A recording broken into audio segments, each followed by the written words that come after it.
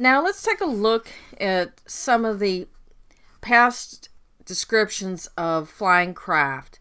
We know from mythologies around the world that all of these gods and goddesses had flying craft.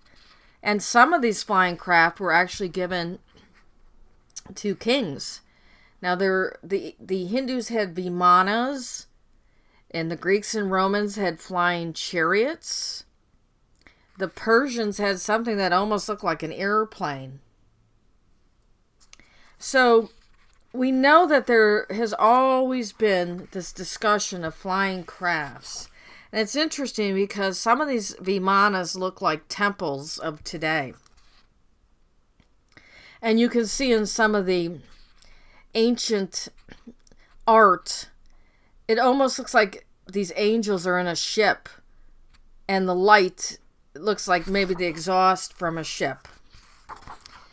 Also, we know that we have some gold airplanes, if you will, from ancient Colombia, and we know we had a glider found, a model of a glider found in an Egyptian tomb.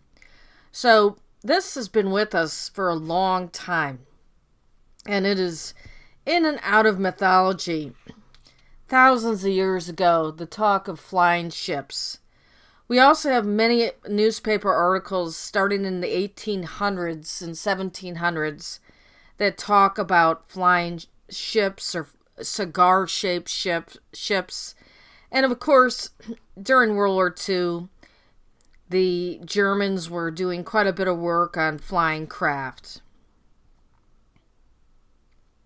We also know that cryptids have always been talked about, from wildmen or Bigfoot or Sasquatch to werewolves or dogmen, as you call them, to giant birds and lizard people.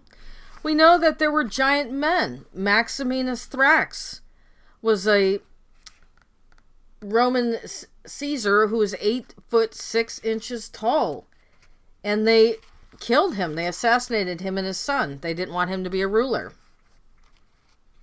The Amazon women were said to be tall. Much of the artwork of the gods and goddesses shows them to be taller than an average-sized human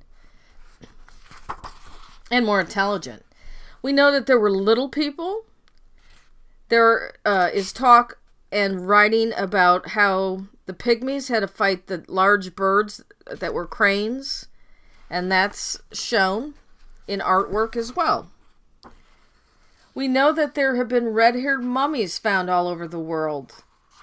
And I actually found an article that states that you can't say that red hair on a mummy was caused by oxidation or simply being under the ground.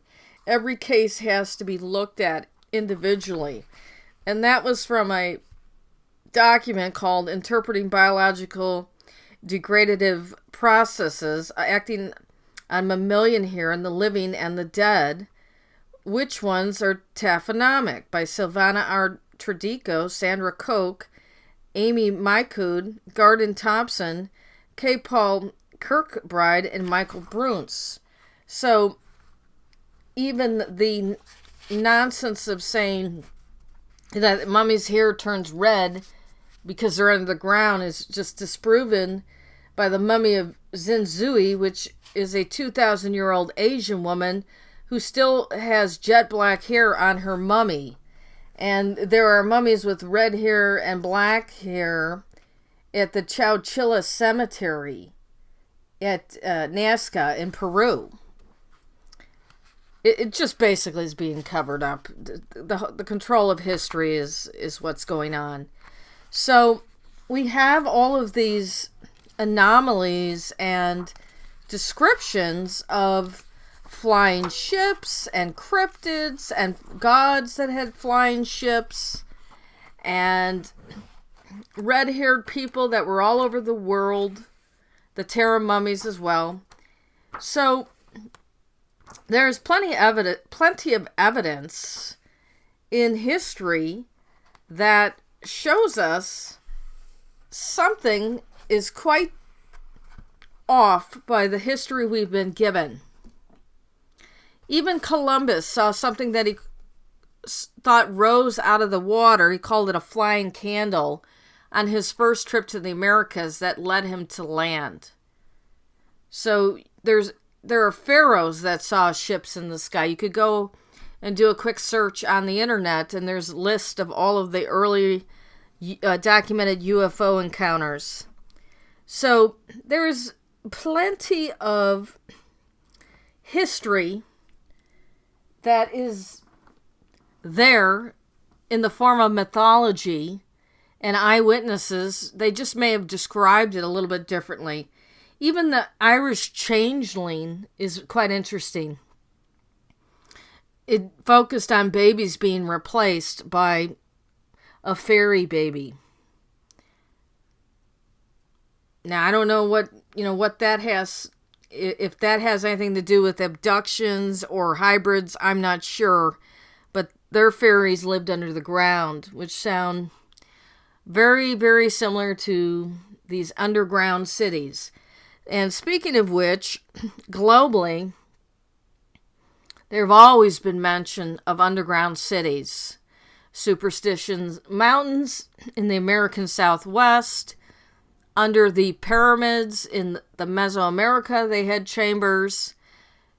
Caves were sacred, used by shamans to commune with the gods.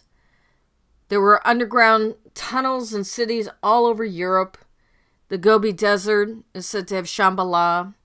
And then there's Agartha, that is said to be an underground city at the core of the earth. So we not only have Tartarus and the Abyss, but we have globally cultures that talk about underground cities and different beings that were there, or in some of the Native American tribes that they spent time with like for example, the ant people until it was safe to come out in the underground.